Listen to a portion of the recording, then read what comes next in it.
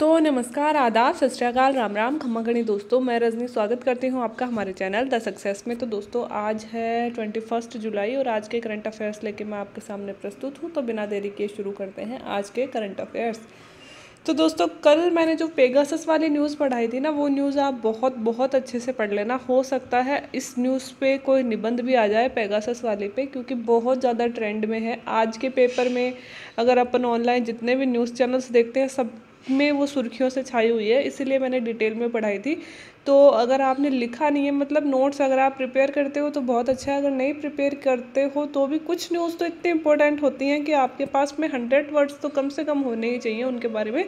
तो पेगासस वाली न्यूज़ आप थोड़ा सा तैयार कर लेना, क्योंकि मानसूनी सत्र में ट्रेंड में दो चीज़ें ट्रेंड में है मानसूनी सत्र में। एक तो पेगासस वाला जासूसी वाला मुद्दा, और एक जो महिला आरक्षण विधेयक है वो फिर से चर्चा में आया है, जो बहुत ही लंबे समय से अटका हुआ था। तो एक बार फिर से सुर्खियों में आया। तो क्यों सुर्खियों में आया है, क्या रीज़न है? और महिला आरक्षण विधेयक हमेशा मतलब एग्ज़ाम की दृष्टि से, वुमेन एम्पावरमेंट की दृष्टि से, क्योंकि मतलब हमेशा इम्पोर्टेंट रहता है। तो अपन क्योंकि मानसूनी सत्र चल ही रहा है और मतलब वो बात आ ही गई है महिला आरक्षण विधेयक की, तो जो कल का क्वेश्चन होगा हमारा आंसर राइटिंग का, तो उसमें हम महिला आरक्षण विधेयक पर ही डिटेल में बात करेंगे, पूरी तरह से उसी से रिलेटेड बात करेंगे, ठीक है। तो दोस्तों आज के पेपर की हेडिंग तो थी चौथा सीरो सर्वे सामने आया है, और चौथा सीरो सर्वे सामने आया है तो हमें इसके बारे में थोड़ा सा अध्ययन कर लेना चाहिए। आज से पहले 4 सर्वे हो चुके थे, मतलब कल ये रिपोर्ट आई थी, कल से पहले 4 सर्वे हो चुके थे। तो कल चौथा सीरो सर्वे आया है। तो पहला सीरो सर्वे की बात करें कि पहला सीरो सर्वे कब हुआ था, तो पहला सीरो सर्वे हुआ था मई और जून में। तो जिसमें एंटीबॉडी थी लोगों में, 0.7% आबादी में एंटीबॉडी डेवलप हो चुकी थी, क्योंकि अप्रैल में कोरोना आया था, हमें पता है अप्रैल में कोरोना आया था। तो मई जून में, क्योंकि आते ही अप्रैल तक बहुत ज़्यादा बढ़ गया था, और मई जून तक तो बहुत ज़्यादा बढ़ गया था, क्योंकि और एंटीबॉडी कब बने, जब या तो हम वैक्सीनेटेड हो चुके हैं या हमें ऑलरेडी कोरोना हो चुका है ना। तो इतने सारे लोग तो एंटीबॉडी हो चुकी थी मई जून में, ठीक है। दूसरा सीरो सर्वे अगस्त सितंबर 2020 में आया था। पहला मई जून में आया, दूसरा अगस्त सितंबर में आया। अब तक 7.1% आबादी में एंटीबॉडी थी, है ना। ये न्यूज़ मैं आपको इसलिए पढ़ा रही हूँ कि फ़िलहाल कितनी एंटीबॉडी है ये हमसे, मतलब इवन इंटरव्यू जो है, इंटरव्यू में ऐसे डेटा भी पूछे गए हैं कि आज के पेपर के आंकड़ों के अनुसार कितने लोग कोरोना संक्रमित हैं, भारत में अब तक कितने संक्रमित हो चुके हैं, कितने संक्रमण से बाहर आ चुके हैं। तो कोरोना के बारे में हमें सारी न्यूज़ पता होनी चाहिए, क्योंकि कोरोना देखो हमारे तो अपने जन्म के बाद में तो इतनी बड़ी महामारी पहली बार ही आई है। कोई मतलब 100 सालों में एक बार कहते हैं एक महामारी आती है, तो हमने तो ऐसा देखा नहीं है। अपने दादा परदादा के काल में ज़रूर वो प्लेग वगैरह और टीबी वगैरह वो एक महामारी के रूप में ही आती थी उस टाइम पे, हैजा वगैरह। लेकिन अपने सामने ऐसी बड़ी महामारी अभी आई है, और कंपटीशन का ज़माना है। तो दोस्तों महामारी सिर्फ स्वास्थ्य पे असर नहीं डाला है, पूरी इकोनॉमी को, पूरे देश को, पूरे विश्व को इसने मतलब हिलाकर रख दिया है। तो इसमें से क्वेश्चन तो बनेंगे। अब वो किस किस टाइप के क्या क्या क्वेश्चन बन सकते हैं, प्री के तो हम सोच सकते हैं इस तरह से बनेंगे, भाई ये तैयार कर लेते हैं, वैक्सीन तैयार कर लेते हैं, वायरस क्या होता है, वायरस कितने प्रकार के होते हैं, कैसे कैसे असर करते हैं, ये सब हमने तैयार कर लिया। लेकिन दोस्तों मेंस में किस तरह के क्वेश्चन बनने वाले हैं उसका हम अंदाज़ा लगा कर ही चल सकते हैं। किसी भी तरह का क्वेश्चन पूछा जा सकता है, हो सकता है चारों पेपर्स में क्वेश्चन पूछ लिया जाए। खैर हिंदी इंग्लिश में भी पूछा जा सकता है, हो सकता है निबंध ही कोरोना पे आ जाए, निबंध ही इकोनॉमिक सिचुएशन पे आ जाए, है ना। तो हर चीज़ में अपन को कोरोना डालना पड़ेगा इस बार, क्योंकि इकोनॉमिक सिचुएशन आती है तो भी, वित्तीय घाटा आता है तो भी, है ना, और मतलब महंगाई आती है तो भी आएगा, गरीबी आती है तो भी आएगा, बेरोजगारी आती है तो भी कोरोना इफेक्ट होगा। हर चीज़ को कोरोना ने प्रभावित किया है। तो कोरोना की हर एक न्यूज़ और हर एक डाटा हमारे पास में होने चाहिए, इसीलिए मैं ऐसे डेटा कवर कर लेती हूँ जो सर्वे वगैरह सामने आते हैं, ठीक है। एक न्यूज़ थी जिसमें, मतलब परसों की जो न्यूज़ थी, मैंने आपके कुछ मैसेजेस का रिप्लाई दिया था, जिसमें कुछ लोगों ने कहा था सुधार, मतलब मैडम बोर्ड पे पढ़ाइए, डिजिटल बोर्ड पे। तो मैंने उनका जवाब दिया था। तो उसमें एक जने का कमेंट था कि मैडम आप कम बोला कीजिए। तो दोस्तों वैसे तो मैं समझाने के पर्पज़ से ही बोलती हूँ लेकिन जब किसी बात का जवाब देना होता है तो मैं बीच में 2-5 मिनट बोल देती हूँ। मुझे पता है जब मैं बोलती हूँ तो थोड़ा ज़्यादा ही लंबा हो जाता है वो, बट मैं कोशिश करूँगी आपका टाइम वेस्ट नहीं हो। बाकी तो शायद मैं समझाने के पर्पज़ से ही बोलती हूँ। अगर वो पर्सनल बात, मतलब पर्सनल तो क्या, आपके सवालों के जवाब कुछ मुझे याद आ जाता है तो वो बीच में मैं कोई दे देती हूँ। फिर भी अगर आपको लगता है उससे भी टाइम वेस्ट होता है तो आप लोग के पास तो ऑप्शन है ना आगे करने का, तो आप आगे कर दिया कीजिए, थोड़ा सा वीडियो को खिसका दिया कीजिए। जिन लोगों को ज़रूरत है उस जवाब की तो उन लोगों तक जवाब पहुंचाना भी तो बनता है ना, क्योंकि मैं सारे जवाब का आंसर लिख के तो नहीं दे सकती ना। तो कब, और मुझे अलग वीडियो बार बार बनाना भी सही नहीं लगता कि मैं आपके जवाब बना के दूँ, लेकिन मैं अपने जितने भी सब्सक्राइबर हैं उनसे टच में रहना चाहती हूँ, इसलिए मैं जवाब दे देती हूँ, ठीक है। फिर भी मैं कोशिश करूँगी कि थोड़ा कम बोलूँ, ठीक है। तीसरा सीरो सर्वे, या जीरो नहीं, सीरो सर्वे है, 20 जनवरी 2021 को हुआ, जिसमें अब 2021 आ गए दोस्तों, जनवरी 2021, जिसमें 24.1% आबादी में एंटीबॉडी विकसित हो गई, ठीक है। और अब यह लेटेस्ट रिपोर्ट देखते हैं, चौथा सीरो सर्वे जो कल आया है, जिसके अनुसार हमारे 67.6% आबादी में एंटीबॉडी विकसित हो चुकी है, जो हमारे लिए बहुत ही अच्छी खबर है कि हमारी 67.6% आबादी लगभग कोरोना से सुरक्षित हो चुकी है। लेकिन हम यह भी नहीं कह सकते कि एंटीबॉडी विकसित हो गई है तो वह पूर्णतः सुरक्षित हो गई है, बिल्कुल ऐसा नहीं है। हो सकता है कि अभी भी मतलब कोरोना हो जाए उनको, लेकिन ये होता है कि अगर बाय द वे हो भी जाता है तो वो गंभीर स्तर तक नहीं पहुंचेगी, या तो हॉस्पिटलाइज होने की ज़रूरत उनको नहीं पड़ेगी, ठीक है। तो हमारी 67.6 मतलब 67.6% आबादी में एंटीबॉडी विकसित हो गई है। डेटा आपको याद रखना है, अगर एग्ज़ाम वगैरह में हम ऐसा कोई भी क्वेश्चन लिखते हैं मेंस में, तो ऐसे डेटा हमें यूज़ करने हैं, ठीक है। अर्थात भारत की 2/3 आबादी एंटीबॉडी पाई गई है, जबकि लगभग 40 करोड़ लोग अभी भी कोरोना से संक्रमित होने का खतरा रखते हैं।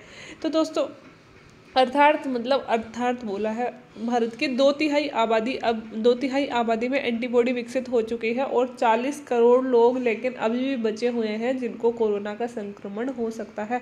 और 40 करोड़ कोई छोटी मोटी संख्या नहीं होती है। अगर 40 करोड़ लोगों में से 20 करोड़ भी संक्रमित हो जाएंगे तो फिर से भयानक वाली स्थिति उत्पन्न हो जाएगी। तो अभी भी हमें बहुत ज़्यादा सुरक्षा बरतने की ज़रूरत है। इस सर्वे के अनुसार भारत के 8.5% हेल्थ केयर वर्कर कोरोना से ग्रसित हुए। अगर अब तक बात करें दोस्तों कोरोना के बाद की, तो हमारे जो हेल्थ केयर वर्कर्स हैं उनमें से लगभग 8.85 नहीं है, 8.5% हेल्थ वर्कर हमारे कोरोना से ग्रसित हो चुके हैं।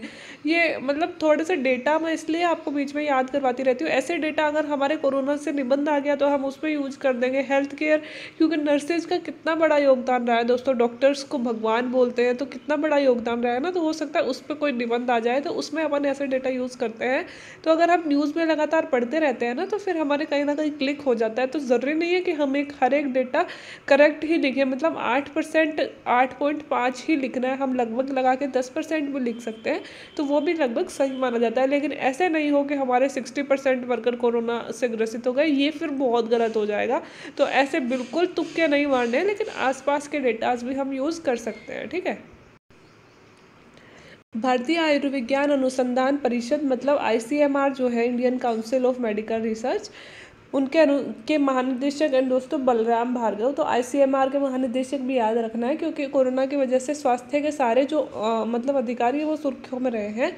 तो उन्होंने दोस्तों एक डिफरेंट सी चीज़ बोली है कि माध्यमिक स्कूल से पहले ना प्राइमरी स्कूल खोले जाएं, क्योंकि बच्चों को वयस्कों की तुलना में संक्रमण का खतरा कम है। अब तक हम क्या बातें कर रहे थे कि 9 से लेकर 12 तक के स्कूल खोल दी जाए, ताकि मतलब बड़े बच्चों की तो पढ़ाई होने लगे, छोटे बच्चे ज़्यादा सेंसिटिव है तो अभी उनको बुलाना ठीक नहीं होगा, क्योंकि वो इतना सैनिटेशन का और डिस्टेंस का ध्यान नहीं रख पाएंगे। लेकिन यहाँ पर डिफरेंट बात की गई है। बलराम भार्गव जी ने कहा है कि माध्यमिक स्कूल से पहले ना हमें प्राइमरी स्कूल खोलनी चाहिए, क्योंकि दोस्तों अडल्ट जो है उनमें कोरोना संक्रमण ज़्यादा होता है और बच्चों में कम होता है। और अगर होता भी है ना तो बच्चे अपने स्तर पे सेलेक्ट लेते हैं, बच्चों का इम्यूनिटी पावर स्ट्रोंग होता है अपेक्षाकृत बड़ों की तुलना में। इसलिए कहा गया है कि छोटे बच्चों की स्कूल खोल देनी चाहिए। और इवन कुछ तो देश ऐसे हैं, इस न्यूज़ के साथ ये लिखी गई थी कि जापान और कुछ देश ऐसे हैं जहाँ पे जो प्राइमरी स्कूल्स है ना वो मतलब कोरोना के पीक में भी बंद नहीं करी गई, क्योंकि इससे क्या होता है, बच्चे, पहले बात तो बच्चों में कोरोना होता नहीं है, और होता भी है तो वो अपने आप सेलेक्ट लेते हैं, उनके मतलब उनमें ज़्यादा इम्यूनिटी पावर होती है, तो बच्चों को इस संक्रमण का खतरा बहुत कम होता है। अब हमारे यहाँ पर भी ऐसी बातें कही गई है। भारत में अभी भी पूर्ण टीकाकरण मात्र 6.3% लोगों का ही हुआ है। ये हाफ टीकाकरण की बात नहीं कर रही हूँ दोस्तों, वो टीकाकरण जो दोनों डोज जिन लोगों को लग चुके हैं वो अभी भी 6.3% लोगों को मात्र को ही हुआ है पूर्ण टीकाकरण, ठीक है। पूरे लोगों को अभी भी पूर्ण टीकाकरण नहीं हुआ है।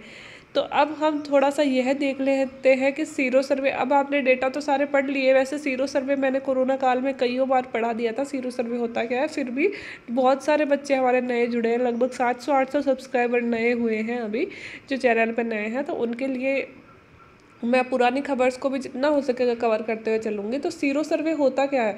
सीरो सर्वे या फिर सीरो सर्विलांस सर्वे, दोस्तों ये सर्वे भी पूछे जा सकते हैं, टेस्ट भी पूछे जा सकते हैं, वो हम फिर से कवर कर लेंगे। वैसे मैंने कोरोना काल में ये सारे कवर किए हैं, रैपिड एंटीजन टेस्ट क्या होता है ये सारे मैंने पढ़ाए हैं, लेकिन फिर से जैसे जैसे न्यूज़ में आते रहेंगे कवर करते रहेंगे। करंट की यही तो खूबी है कि अपने आप रिविज़न होता रहता है, हमें करने की ज़रूरत ही नहीं पड़ती। हम बस एक बार कॉपी पलट के देख ले, वीक में जब संडे होता है, संडे को रिविज़न का टाइम होता है, तो बस एक बार पलट के देख लिया कीजिए पीछे, बाकी रिवीजन की ज़रूरत ही नहीं पड़ेगी, ठीक है।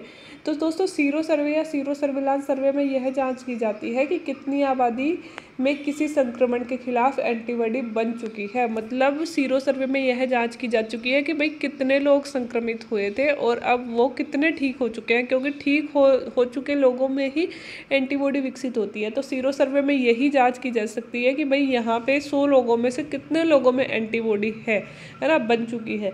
दरअसल जब हमारे शरीर में कोई भी वायरस या बैक्टीरिया अटैक करता है तो हमारा शरीर उसके खिलाफ में एंटीबॉडी बनाता है। अगर हमारे शरीर में कोई भी वायरस अटैक करेगा ना दोस्तों, तो हमारा शरीर ऑटोमेटिक उसके खिलाफ एंटीबॉडी बनाना शुरू कर देता है।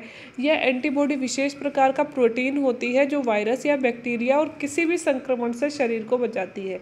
तो एंटीबॉडी होती क्या है? एंटीबॉडी एक प्रोटीन होती है ना, जो किसी भी वायरस से, बैक्टीरिया से, है ना, इन सब के संक्रमण से शरीर को बचाती है। कोरोना वायरस की बात करें तो अगर किसी इंसान के शरीर में इसकी एंटीबॉडी मिलती है तो इसका मतलब ये है कि उस व्यक्ति को अब कोरोना संक्रमण का खतरा बेहद कम है। बिल्कुल कम नहीं बोल रहे हैं, बेहद कम है। इस एंटीबॉडी की जांच को ही सीरो सर्वे कहा जाता है और सीरो सर्वे से पता चलता है कि कितनी जनसंख्या वायरस से संक्रमित हो चुकी है। क्योंकि एंटीबॉडी किस में बनेगी? एंटीबॉडी इसी में बनेगी जिसको पहले कभी संक्रमण हुआ था और वह अब ठीक हो चुका है, और ठीक होने के बाद में ही एंटीबॉडी डेवलप होती है। तो दोस्तों बहुत सारे लोगों में इस तरह का संक्रमण भी हुआ था जिनको पता भी नहीं चला कि हम कभी संक्रमित हुए थे, ठीक है। तो उन सारे लोगों को पता ही नहीं होता कि हम कभी कोरोना से संक्रमित हुए थे, तो उनकी भी जब जाँच की जाती है तो पता चलता है कि उनके शरीर में भी एंटीबॉडी विकसित हो चुकी है। और यह एंटीबॉडी अगर कोरोना की एंटीबॉडी है, ऑफकोर्स इस समय कोरोना ही चल रहा है, तो कोरोना की एंटीबॉडी बनेगी तो वह कोरोना से लगभग सुरक्षित हो जाता है, बेहद खतरा उसमें कम हो जाता है। तो आई थिंक दोस्तों सीरो सर्वे के बारे में सारी न्यूज़, सारे डेटा क्लियर हो गए होंगे। बहुत सारी चीज़ें तो मेरे पढ़ाते पढ़ाते याद हो जाती होगी, है ना, इतना ज़्यादा कोई वो भी नहीं होता होगा। और फिर अगर आप लिखते हैं, मैं तो ऐसा कहूँगी कि एक कॉपी तो रखा कीजिए करंट की, क्योंकि मैं तो हमेशा लिखा करती थी दोस्तों। मैं तो 2017 से लगभग करंट फॉलो कर रही थी, किसी एक चैनल को फॉलो कर रही थी और उस चैनल पर हमेशा लिखती थी मैं तो मैं तो आपसे यही बोलूँगी कि लिखा कीजिए करंट, क्योंकि एग्ज़ाम जब मतलब वीक में मैं ऐसा ही करती थी, जब संडे होता था ना तो 6 ही तो पेज होते हैं, कितने 5 न्यूज़ आती है ना। आपको ऐसा लगता होगा कि जैसे मैं कम न्यूज़ पढ़ाती हूँ, लेकिन यकीन कीजिए मैं ना हिंदू सुनती थी हमेशा, तो हिंदू पढ़ती थी। तो हिंदू में अगर कम न्यूज़, मतलब कितनी न्यूज़ मिलती थी मुझे? मुश्किल से 5 ही क्वेश्चन मिलते थे मेरे टाइम पे भी, जब मैं अपने लिए तैयार करती थी तो भी मुझे 5 ही क्वेश्चन मिलते थे। तो एक दिन के 5 मान लो, ज़्यादा से ज़्यादा 7 मान लो, इतने ही क्वेश्चन मेरे पास तैयार हो पाते थे। तो मैं उनसे ही करंट तैयार करती थी। तो वीक में 7 पेज ही तो हुए, मतलब 6 ही तो हुए। संडे तो होता है, संडे को तो मैं हमेशा थोड़े रेस्ट पे ही होती थी, संडे को करंट वरंट भी नहीं पढ़ती थी।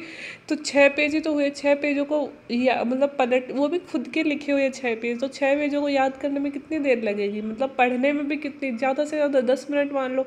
तो 10 मिनट के रिवीजन में अगर मान लो आपके प्री में 20 से 40 नंबर सिक्योर हो रहे हैं, तो आप इस अवसर को अगर गंवा रहे हो, मतलब मैं ऐसा नहीं बोल रही आप मेरा ही चैनल फॉलो करो, आप किसी भी करंट अफेयर्स का चैनल फॉलो करो, लेकिन डेली आप करंट अफेयर्स के टच में रहें, क्योंकि करंट अफेयर्स आपको हर एक एग्ज़ाम के हर एक लेवल पे बहुत मदद करती है, ठीक है।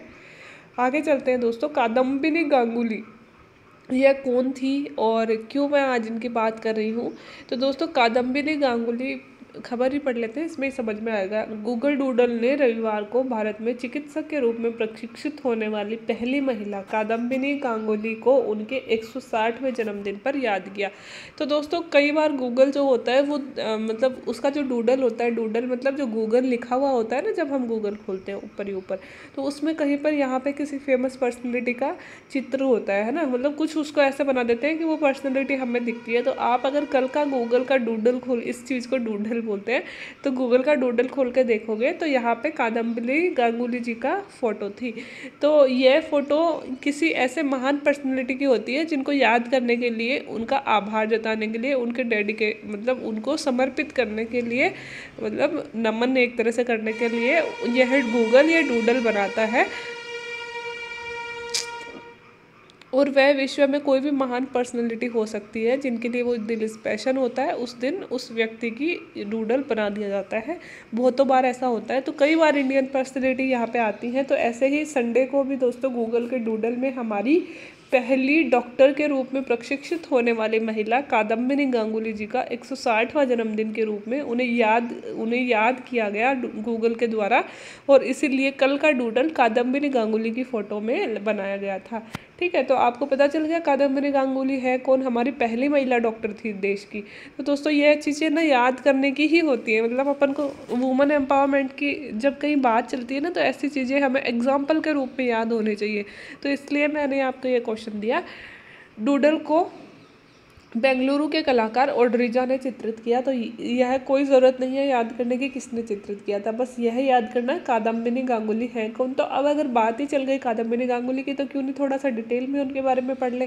ठीक है, तो 18 जुलाई 1861 को भागलपुर, ब्रिटिश भारत अब बांग्लादेश में जन्मी गांगुली महिला मुक्ति मोर्चा के लिए मुखर कार्यकर्ता, एक डॉक्टर, एक स्वतंत्रता सेनानी थी। तो दोस्तों 1861 में भागलपुर जिले में जन्म हुआ था, जो कि अब बांग्लादेश में पड़ता है। तो वह महिला मुक्ति मोर्चा की एक कार्यकर्ता थी, डॉक्टर थी, एक स्वतंत्रता सेनानी थी। उनके पिता भारत के पहले महिला अधिकार संगठन के सह संस्थापक थे, ने गांगुली को तब स्कूल भेजा था जब भारतीय महिलाओं के लिए शिक्षा असामान्य थी। तो दोस्तों एक महान पिता ही महान बेटी को आगे बढ़ाने में रास्ता दिखा सकता है। अगर पिता का या माता, हम कोई भी बोले, परिवार का सहारा नहीं हो तो कोई भी बेटी आगे नहीं बढ़ सकती। इसीलिए सभी पेरेंट्स से हमेशा डिमांड करूंगी, अगर आपकी बेटी ज़िंदगी में कुछ बनना चाहती है तो आप उसको सपोर्ट कीजिए। वो कभी आपका नाम डुबाएगी नहीं, आपका नाम ही रोशन करेगी। तो उन्हीं में से हम देख सकते हैं कि जो गांगुली जी के पिता थे वो महान स्वतंत्रता सेनानी थे, महिला अधिकारों के रक्षक थे उस टाइम पे, जब कि महिलाओं की तो कोई बात ही नहीं करता था, है ना। उस टाइम पे उन्होंने अपनी बेटी को शिक्षा दिलाई, जबकि उस टाइम पे महिला तो छोड़ो, पुरुषों के लिए भी शिक्षा मतलब एक दुर्लभ चीज़ थी, लेकिन उस टाइम पे उन्होंने अपनी बेटी को शिक्षा दिलाई। 1883 में गांगुली और उनके साथी चंद्रमुखी बसुइन भारतीय इतिहास में स्नातक करने वाली पहली महिला बनी थी। तो 1883 में पहली बार ग्रेजुएट होने वाली पहली महिला बनी थी हमारी गांगुली जी, कादम्बिनी गांगुली, और इनकी एक साथी थी चंद्रमुखी बसुइन। ठीक है, 1886 में ग्रेजुएट की उपाधि प्राप्त की और उस एक बार फिर भारतीय शिक्षित डॉक्टर बनने वाली पहली महिला के रूप में इतिहास रच दिया। आगे चलकर दोस्तों हमारी पहली महिला डॉक्टर बनी थी वो। ठीक है, यूनाइटेड किंगडम में काम करने और अध्ययन करने के बाद उन्होंने स्त्री रोग विशेषज्ञता के साथ 3 अतिरिक्त डॉक्टरेट के प्रमाण पत्र भी प्राप्त किए और 1890 के दशक में निजी प्रैक्टिस खोलने के लिए भारत लौट आई। तो दोस्तों उन्होंने ब्रिटेन में जाके ऐसे डॉक्टरेट की उपाधियां प्राप्त की और फिर इंडिया में आके उन्होंने अपनी प्रैक्टिस करी। गांगुली के जीवन पर आधारित 2020 की प्रोथोमा कादम्बिनी बायोग्राफी टेलीविजन की सीरीज ने एक नई पीढ़ी को उनकी प्रेरणादायक कहानी बताकर उनकी विरासत को फिर से जीवंत कर दिया। तो दोस्तों उनके जीवन पे बायोग्राफी भी बनी है अभी 2020 में, अगर आप देखना चाहो, और मैं तो कहूँगी ऐसी चीज़ें आप देखा कीजिए। ठीक है, प्रोथोमा कादम्बिनी, है ना, ये 2020 में बनी है। तो जी देखो, आप कई बार हम जब इंटरव्यू की हॉबी की बात करते थे ना, तो आप में से कई सारे लोग बोल रहे थे मैडम हॉबी है OTT पे मूवीज़ देखना, तो इससे किस तरह के क्वेश्चन आ सकते हैं। तो दोस्तों इसमें आपसे पूछा ही जाएंगे आपकी फेवरेट मूवी कौन सी है, तो आप इस तरह की बायोग्राफी बताओ जो उनको पता नहीं है, प्रोथोमा कादम्बिनी। ठीक है, अब आपने बताई तो वो पूछेंगे कि इसमें क्या है, तो आप जब इनका परिचय दोगे, है ना, तो आपको कुछ बोलने का मौका मिल गया, और ऊपर से इतनी बड़ी पर्सनैलिटी के बारे में आप बात कर रहे हो, तो एक अलग ही इंप्रेशन जाने वाला है है ना। तो ऐसी हॉबी मतलब हॉबी भी चलो OTT तो सिंपल हॉबी हो गई बहुत सारे लोगों की थी, लेकिन इसमें भी अगर आप ऐसी बायोग्राफी का नाम ले रहे हो जो उनको अट्रैक्ट करे तो लगेगा कि भाई ठीक है बंदा इससे भी कुछ ना कुछ सीख रहा है ना। तो ये आप देख सकते हो, जिनकी हॉबी है वो देख सकते हो और याद भी रख सकते हो उसे, ठीक है। एक दोस्तों जीरो क्लिक अटैक कैसे हो सकता है बचाव, तो सबसे पहले तो जीरो क्लिक अटैक होता क्या है, जीरो क्लिक अटैक क्यों चर्चा में है, फिर बचाव कैसे हो सकता है। तो सबसे पहले तो बचाव ही शायद मैंने लिखा है यहाँ पे, तो सारी बात इसके बारे में पढ़ेंगे। तो सबसे बाद दोस्तों जीरो क्लिक अटैक जो होता है उसकी पहचान करना बहुत मुश्किल होता है, इसके चलते इसे रोकना भी बहुत मुश्किल होता है। मतलब हमें अगर पता ही नहीं चलेगा कि हमारे फ़ोन में वायरस का अटैक है तो पहचान ही नहीं होगी तो रोकेंगे कैसे। इस प्रकार के अटैक की पहचान एनक्रिप्टेड इन्वायरमेंट में और भी मुश्किल हो जाती है। एनक्रिप्टेड मतलब जैसे हमारे व्हाट्सएप एनक्रिप्टेड है ना, मतलब बिल्कुल बिल्कुल प्राइवेट है कि हमारी जो चैटिंग है वो एनक्रिप्टेड होती है, उसे कोई नहीं पढ़ सकता है, सिर्फ जो भेजने वाला है उसके अलावा और जिसको भेजा जा रहा है उसके अलावा, ठीक है। हालांकि यूजर एक काम कर सकते हैं कि वो सभी ऑपरेटिंग सिस्टम और सॉफ्टवेयर को अपडेट रखें ताकि अधिकतम सुरक्षा मिल सके। ये दोस्तों मैंने आपको इसलिए बताई है कि इससे सुरक्षा कैसे करें जीरो क्लिक अटैक। आगे मैं आपको बताऊंगी कि जीरो क्लिक अटैक हो क्या क्या होता है और क्यों अभी चर्चा में है, लेकिन पहले इसकी सुरक्षा बता रही हूँ कि देखो एक तो इसको पहचान करना मुश्किल हो जाता है, तो पहचान करना मुश्किल है तो ऑब्वियसली रोकना मुश्किल हो गया। दूसरा एनक्रिप्टेड वातावरण में भी मतलब व्हाट्सएप पे भी जीरो क्लिक अटैक हो सकता है, तो यहाँ पे यह फिर और भी मुश्किल हो जाता है इसको पहचान करना। तो हम बस इतना सा कर सकते हैं कि हमारे ऑपरेटिंग सिस्टम फ़ोन की जब भी अपडेट आए ना फ़ोन को अपडेट रखे। दूसरा अपना सॉफ्टवेयर अपडेट रखे, लाइक व्हाट्सएप को तुरंत अपडेट करें जब भी नया अपडेट आ रहा है, और जितने भी इसेंशियल आपके वो है ना फ़ोन में ऐप्स है ना उनको तुरंत अपडेट रखें। अपडेट जितना रखोगे वायरस से खतरा उतना ही कम हो जाएगा। मान लो आपके फ़ोन में वायरस आ भी गया है, सिस्टम में वायरस आ भी गया है, तो अगर आप फ़ोन को अपडेट कर लेते हो ना तो एक बार के लिए फ़ोन पूरा नया हो जाएगा और वो वायरस ख़त्म हो जाएगा, है ना। तो बस एक ही चीज़ कहना चाहूँगी कि मतलब खासकर यंग जनरेशन से कि बहुत सारी प्राइवेट चीज़ें फ़ोन में होती हैं। मेरा तो पूरा चैनल फ़ोन में चल रहा है और आपको पता है ना फ़ोन मतलब हैकर्स कितने ज़्यादा होते हैं, जैसे ही कोई चैनल हिट होने लगता है हैक हो जाता है। तो हम सबको एक ही चीज़ करनी है कि जैसे ही अपडेट वर्जन आता है फ़ोन का सिस्टम का उसे तुरंत अपडेट करें। प्लस व्हाट्सअप या जो भी मैसेंजर ऐप आप यूज़ करते हो लाइक फेसबुक हो गया, व्हाट्सअप हो गया, इंस्टाग्राम हो गया, उनको तुरंत अपडेट करते रहें। इससे हमें ज़्यादा से ज़्यादा सुरक्षा मिल सकती है। इसके अलावा एक चीज़ हम और कर सकते हैं, गूगल प्ले और एप्पल के ऐप स्टोर के अलावा कहीं से भी कोई ऐप डाउनलोड नहीं करें। और जो ऐप डाउनलोड करने की चीज़ें होती हैं वहाँ से कहीं से भी कोई ऐप डाउनलोड नहीं करें, सिर्फ प्ले स्टोर से करें, और या फिर अगर आप एप्पल यूज़ करते हो तो ऐप स्टोर से करें। एक साथ कई ऐप्स का प्रयोग और मेल या सोशल मीडिया का इस्तेमाल करने के लिए एक ब्राउज़र से दूसरे ब्राउज़र को स्विच ना करें। ये तो मैं भी बहुत गलतियां करती हूँ कि जैसे एक ब्राउज़र अपन यूज़ कर रहे हैं, किसी को मेल कर रहे हैं, उधर चैनल भी खुला हुआ है, उधर पीछे व्हाट्सअप भी खुला हुआ है, उधर इंस्टाग्राम भी खुला हुआ है, तो ये भी बहुत गलत होता है। एक चीज़ दूसरे चीज़ में झाँकती है। मुझे भी नहीं पता था इतनी चीज़ों का, तो लेकिन अब से कोशिश करेंगे कि अगर अपन एक चीज़ यूज़ कर रहे हैं तो पहले उसे पूरी तरह से बंद करें, बैक करें और फिर ही दूसरे ऐप में जाएँ, क्योंकि ये बहुत खतरनाक हो सकता है।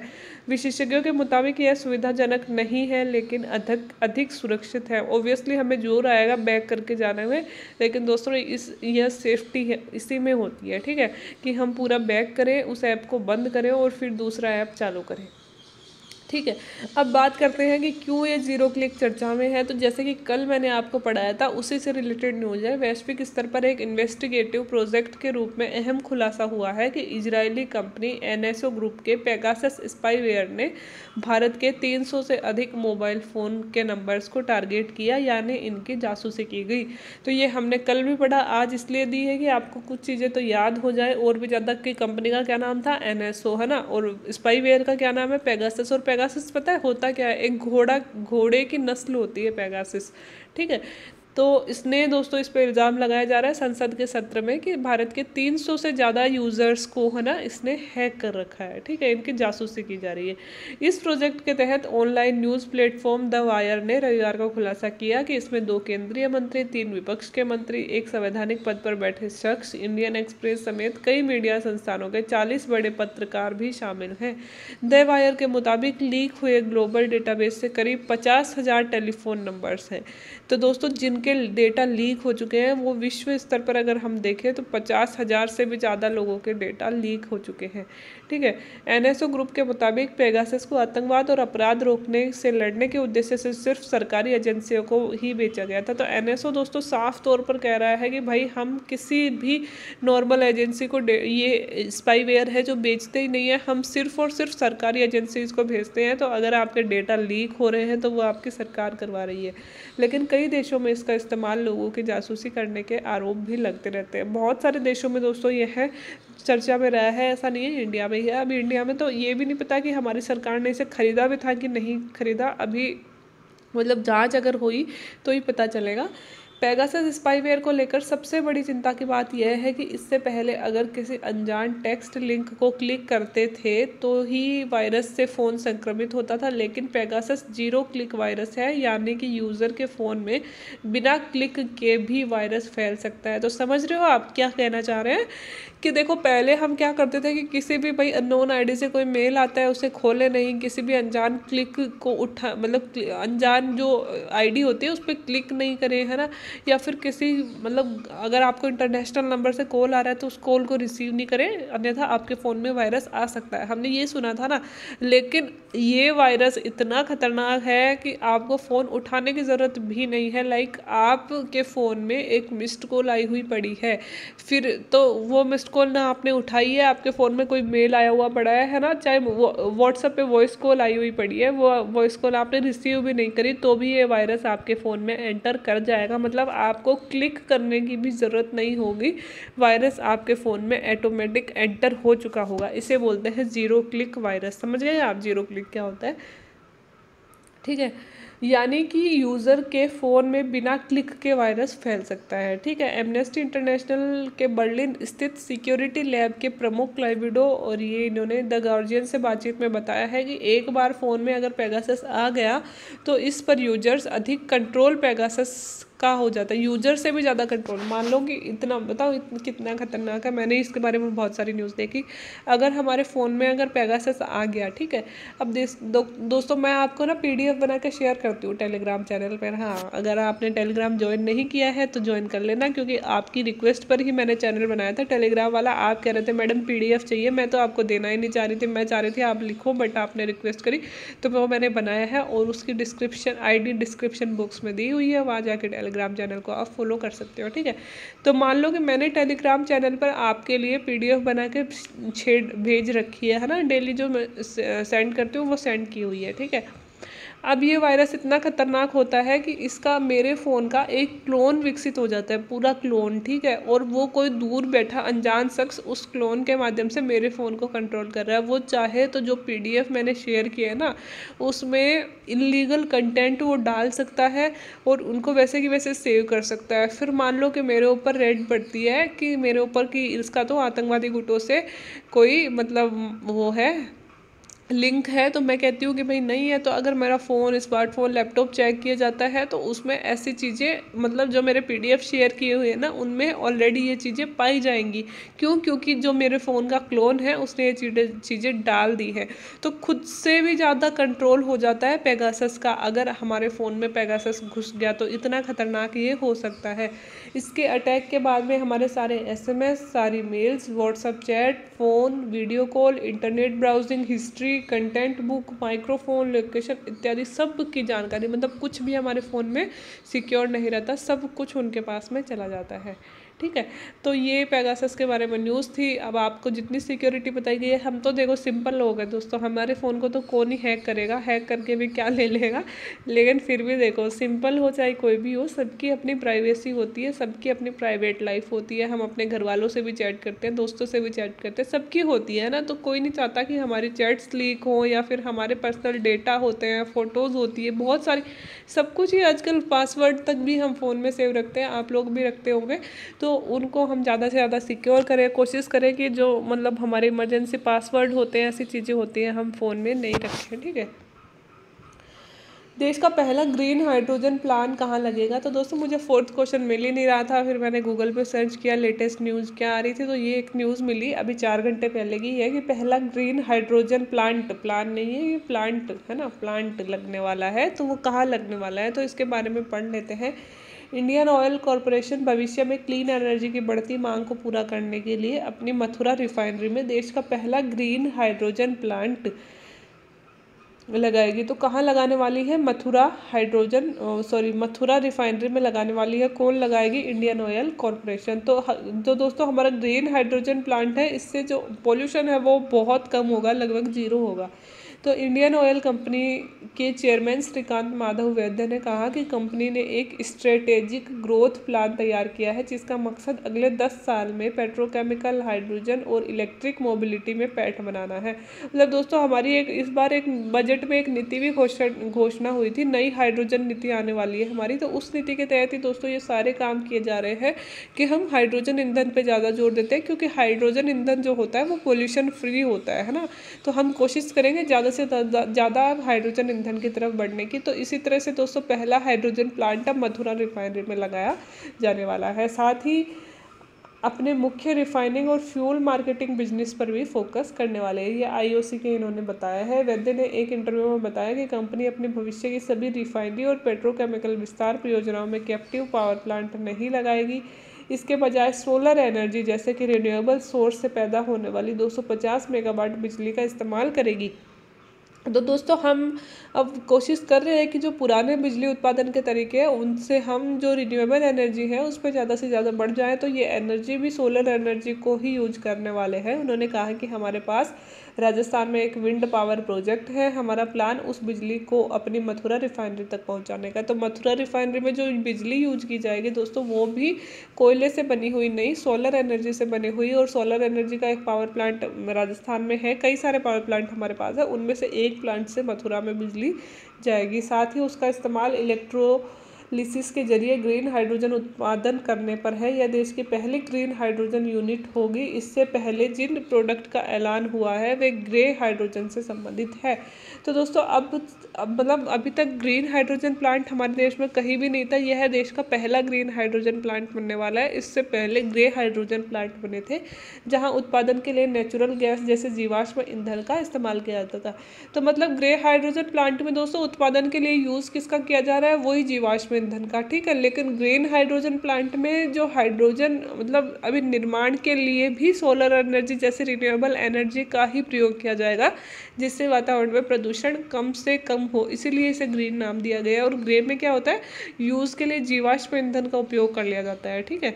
बता दें कि भविष्य में दुनिया की एनर्जी डिमांड को पूरा करने के लिए हाइड्रोजन पर सबकी नज़र है। और हाइड्रोजन, इसलिए दोस्तों हाइड्रोजन को भविष्य का ईंधन बोलते हैं। आने वाले सालों में सभी देश हाइड्रोजन पर ही रिसर्च कर रहे हैं, है ना। हाइड्रोजन अपने आप में एक क्लीन फ्यूल है, लेकिन इसके मैन्युफैक्चरिंग में एनर्जी खर्च होती है। हाइड्रोजन ईंधन तो दोस्तों क्लीन है अपने आप में, लेकिन जब हाइड्रोजन ईंधन हम तैयार करते हैं ना तो इसकी मैन्युफैक्चरिंग के लिए भी एनर्जी चाहिए।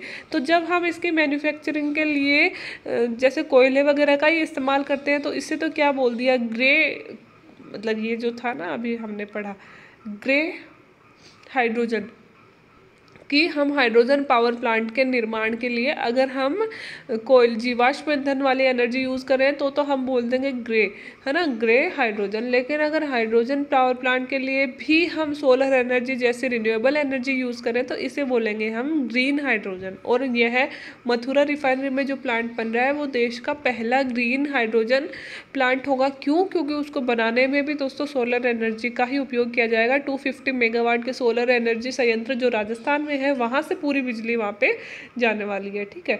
तो दोस्तों इसमें भी यही लिखा गया है, हाइड्रोजन तो अपने आप में क्लीन एनर्जी फ्यूल है, लेकिन इसकी मैन्युफैक्चरिंग में एनर्जी खर्च होती है और कार्बन बाई प्रोडक्ट के रूप में यह पैदा होता है। ब्राउन हाइड्रोजन को कोल गैसिफिकेशन के जरिए पैदा किया जाता है, जबकि ग्रे हाइड्रोजन बनाने की प्रक्रिया में कार्बन वेस्ट निकलता है। तो ज़्यादा तो दोस्तों साइंस वाले समझा सकते हैं, मेरी साइंस और मैथ्स कोई बहुत ज़्यादा स्ट्रॉन्ग नहीं है, तो मैं तो जितना न्यूज़ से समझ पा रही हूँ उतना आप लोगों से बता सकती हूँ। बाकी जो साइंस वाले बच्चे हैं वो अगर किसी को बहुत ज़्यादा समझ में आ रहा है ग्रीन क्या होता है, ब्राउन क्या होता है, ग्रे क्या होता है, तो प्लीज़ नीचे कमेंट बॉक्स में अच्छे से कोई ना कोई कमेंट कर देना ताकि हमारा भी कंसेप्ट क्लियर हो जाए। मथुरा रिफाइनरी को ही क्यों चुना उन्होंने दोस्तों? तो इस पर भी उन्होंने कहा है कि मथुरा को TGZ मतलब ताज ट्रेपेजियम जोन से इसकी निकटता के आधार पर चुना गया है। और भविष्य में रिफाइनरी में कार्बन उत्सर्जक ईंधन की जगह ग्रीन हाइड्रोजन का अधिक से अधिक इस्तेमाल होगा। प्रोजेक्ट के एक्सपेंशन में भी ग्रीन इलेक्ट्रिसिटी का इस्तेमाल होगा। एनर्जी डिमांड को पूरा करने के लिए भी ग्रीन पावर को तरजीह दी जाएगी। इंडियन ऑयल के एक्सपेंशन प्लान में पानीपत जो हरियाणा में है, बरौनी बिहार में है, प्लांट शामिल है। इसके अलावा चेन्नई के पास में भी कई यूनिट लगाने का प्लान है। तो दोस्तों इन्होंने मथुरा रिफाइनरी को ही क्यों चुना? देखो मथुरा रिफाइनरी जो है हमारे ताज के पास में है, मतलब हमारे ताजमहल के पास में है, और हमारे ताजमहल को पोल्यूशन से बहुत ज़्यादा खतरा होता है। तो सबसे पहली ज़रूरत हमारी है कि मथुरा रिफाइनरी से जितना भी पोल्यूशन निकल रहा है सबसे पहले हम उसको जीरो कर दें। इसलिए हमारी ऐसे तो जैसे बरौनी में है ना, ये और भी बनाई जाएंगी, मतलब पानीपत में और भी ग्रीन रिफाइनरी बनाई जाने वाली है, लेकिन सबसे पहले हम इसे बचाएंगे, मतलब हमारे ताजमहल को सुरक्षित करेंगे, और उसके बाद में हम आगे भी इसको इन क्षेत्रों में भी बना लेंगे। वैद्य ने कहा है कि हम 2023-24 तक अपनी रिफाइनरी क्षमता को 2.5 करोड़ टन बढ़ाने जा रहे हैं। CPCL सहित अब हमारी क्षमता 8.5 करोड़ टन है, हम 10.5 करोड़ टन होने जा रहे हैं। तो दोस्तों हमें 8 से 10.5 करोड़ टन हो जाएगी हमारी क्षमता रिफाइनरी की। कब तक? 2023 और 24 में। वैद्य ने कहा है कि IOC कार्बन कैप्चर उपयोग और स्टोरेज टेक्नोलॉजी पर रिसर्च बढ़ा रही है। उन्होंने यह भी कहा है कि हाइड्रोजन भविष्य का फ्यूल होगा, इसलिए IOC पायलट आधार पर कई हाइड्रोजन यूनिट लगाने की परियोजना बना रही है। तो दोस्तों भविष्य में हाइड्रोजन यूनिट जितनी ज़्यादा हमारी लगेंगी, एक तो हमारा पॉपुलेशन कम होगा, हमारा एनवायरनमेंट सेव होगा, ठीक है, और हमारी रिफाइनरी की क्षमता भी जो अभी 8 करोड़ के आसपास है वो 10 करोड़ हो जाएगी। तो आई होप दोस्तों चारों क्वेश्चन बड़े शानदार थे, मुझे पढ़ाने में बहुत मज़ा आया, आप लोगों ने भी एंजॉय किया होगा। अगर एंजॉय किया है तो एक कमेंट तो बनता है कि एक कमेंट तो कर दीजिएगा, क्योंकि अगर आपको पढ़ाई में इफेक्टिव लग रहे हैं वीडियो और आप चाहते हैं कि मैं ऐसे ही वीडियो और बनाऊँ तो बने रहिए चैनल के साथ। बाकी वीडियो देखने के लिए थैंक यू सो मच।